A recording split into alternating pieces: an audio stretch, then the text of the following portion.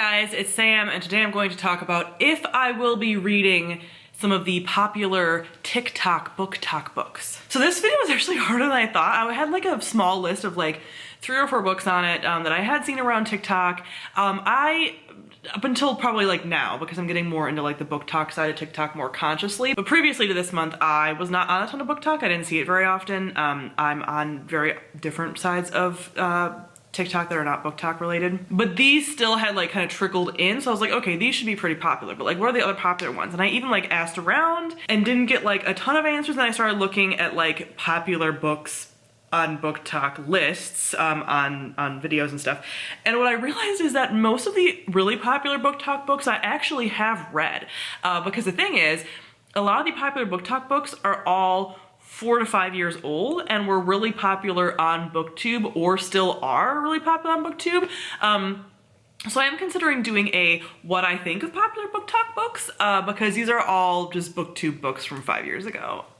It's like really bizarre, and they're having the same conversations about some of the same books as we did like 5 years ago. It's really wild. So if you guys want me to do like here's what I think, a lot of these books have a lot of crossover, like there's a lot of the same really popular books on both platforms. I'm not surprised, but if you want me to do that, I will. But these are some of the books that I have not read, and will I or not. And also some of these are like the should I or not. If you guys want to let me know if you think I should read these or not, feel free to let me know, but here are my initial thoughts at least. And I might actually do like a reading vlog at some point if I can get my ass in gear about it with some of these books that I do pick off of this list. The first book is The Atlas 6 by Olivia Blake. And this is apparently a dark academia, sort of like magician school situation. And these are magicians that caretake the knowledge of the lost library of Alexandria.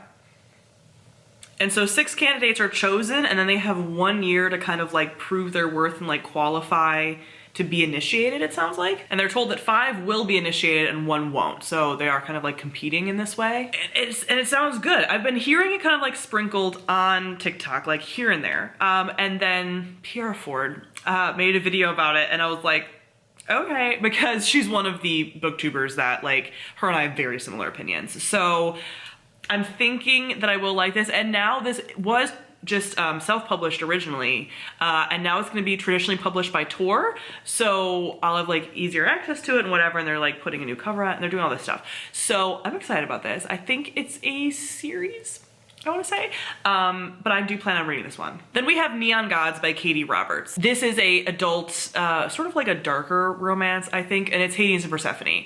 More like modern take, I kind of think, but I will be reading this. I've been planning on reading this for months. I was planning on reading this during my Hades and Persephone vlog at the beginning of the year, back in February, and I think that book came out right around then, and I just didn't get around to it in my reading vlog, and then got really exhausted by Hades and Persephone books from that reading vlog, and like haven't read this since. But this is one that I did kind of think that I was gonna read, and I had heard about KVD Roberts before because of her, is it called the Desperate Measures series? Or it's like this series, she does sort of like dark romances that are based on Disney stories. It sounds weird. And I guess it kind of is, but I'm just used to it because I got told about it like years ago from some friends that have read it. But I'm intrigued enough to possibly read those. Mostly those are like romances with the villains of the Disney stories. I don't know, it sounds worse than it actually is. It's not actually the Disney stories or it's inspired by, I don't know. So I kind of plan on reading those books as well, and I think those are kind of popular on BookTok, but I know Neon Gods is for sure. So I do plan on reading that. Then another dark romance is Den of Vipers by K.A. Knight. I will not be reading this one. This is what I've been seeing around. People have been like, oh my god, it's like so messed up. And I'm not so much like, I'm not really that big into dark romance anyway. But then I heard like about one scene that I can't. Apparently this is a reverse harem book, which I'm actually not opposed to because I was the original reader of reverse harem, okay? It's not necessarily reverse harem, but I used to read the Anita Blake books. I still plan to possibly catch up. I've talked about this with a friend, a thing that I might do, but that was a series that there was like the main character and then all of these men that she had in like this harem. So they didn't even really necessarily call it reverse harem back then, but I did read those, and that was like a paranormal, eventually romance series that I read a lot in like college. So I'm not opposed to the reverse harem. The issue here is that the one scene I've heard about, I'm gonna get a little graphic, just telling you it's in the book. Apparently, two of the characters are having sex and the guy puts a knife in her butt, hilt first, and then has sex with her, and so the blade is stabbing him. That is just a little much, okay? That's just like it's a little much. So I just feel like that's gratuitous for the sake of being that way. Like it's just too in your face for me personally, and I will not. Also, a lot of recommendations, or not like a lot, but I've read enough of like some of the book talk romance recommendations to know that some of these are like very poorly written, and I feel like this would be one of them.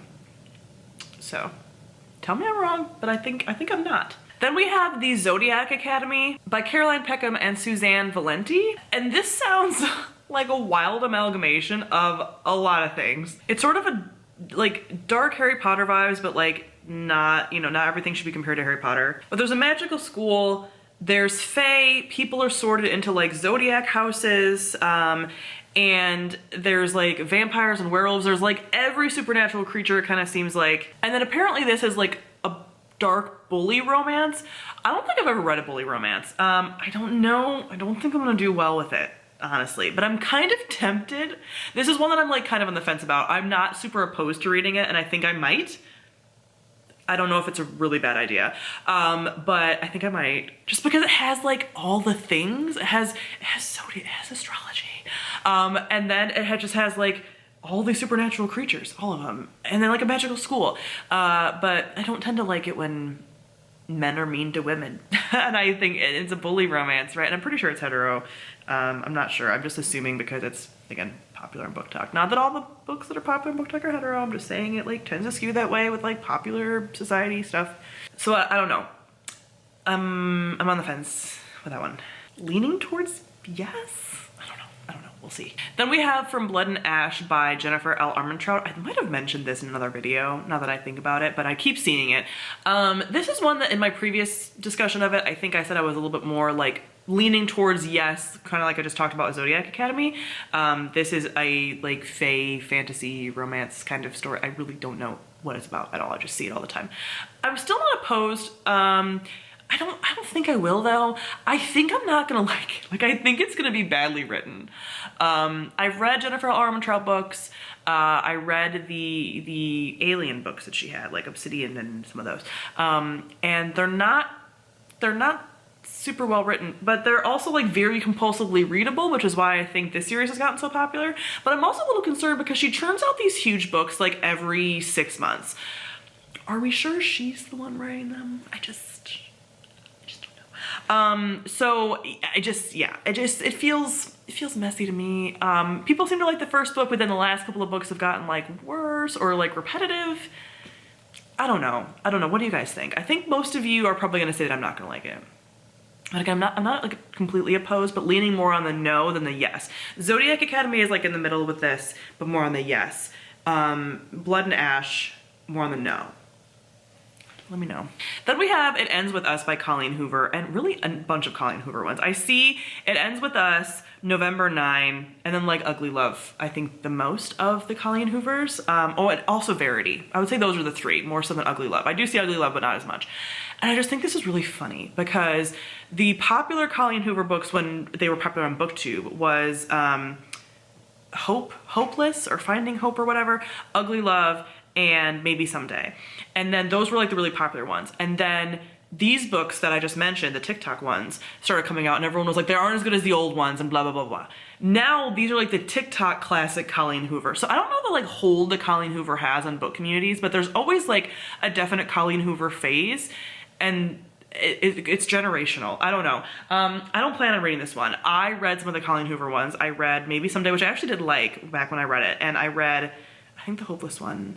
Did I read another one? But they're very much tragedy porn and not very well written, and I got over it very quickly. So I don't see myself reading these. I get that like they are kind of addictive and like very bingeable.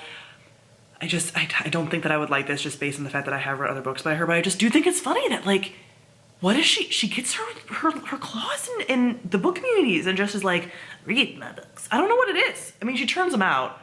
I don't know, but people are like super into them. Then we have These Violent Delights by Chloe Gone, which is actually a book that I do own. I should take it down to save myself having to find the cover, but I'm not going to. And this is a YA sort of Romeo and Juliet, but I've heard it's not quite Romeo and Juliet, sort of retelling. I think it's in like 1920 Shanghai. I'm forgetting exactly, but I do plan on reading this one. This one does look really good. I think it's a duology. I think I'm gonna enjoy it, but who knows? And lastly, we have every Penelope Douglas book. The one that I've heard about actually on BookTube a lot is Credence, I think. And then people talk about like Punk 57, or I see them, I haven't heard anyone talk about them, but I've seen them in recommendations videos just being like held up. And I think Punk 57 is another one by her. I don't think that I'll be reading these. Don't think so. These again are stemming like very dark, and she writes a lot of like taboo romances. Like I'm pretty sure Credence is like her and her like uncle, who's like not really her uncle, but like kind of is, and like maybe his son. I don't know. There's like, or maybe it's like a boyfriend and like the dad. There's like, she writes taboo romances, and I just don't think that they'll work for me.